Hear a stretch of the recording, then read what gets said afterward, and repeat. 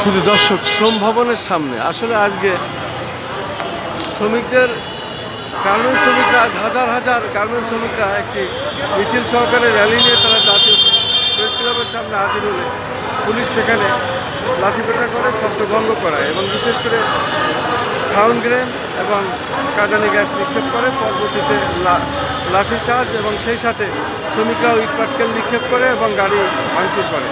তারই পরিপ্রেক্ষিতে আমরা এখন দেখতে পাচ্ছি শ্রম ভবনের সামনে শ্রমিকরা এসে তাদের অবস্থান নিয়েছে, তারা তাদের বিক্ষোভ সমাবেশ করছে, তারা তাদের দাবি কথা তুলে ধরছে। তারা 3 মাস বেতন পায় না, এইভাবে ঈদের সামনে ঈদ বোনাসের জন্য তারা কথা বলছে। আমরা দেখতে পাচ্ছি আমরা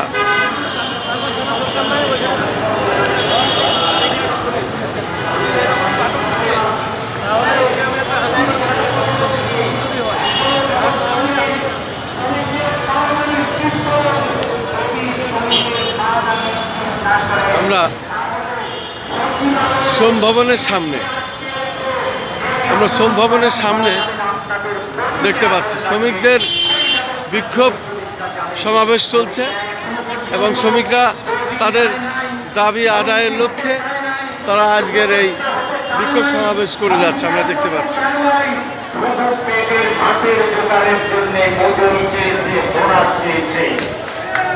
আর সেই মজুরি যদি না দেন, সেই বোনাস যদি না দেন, তাহলে যে শ্রমিকের সন্তানরা মায়ের মুখের দিকে তাকিয়ে আছে, মা তবে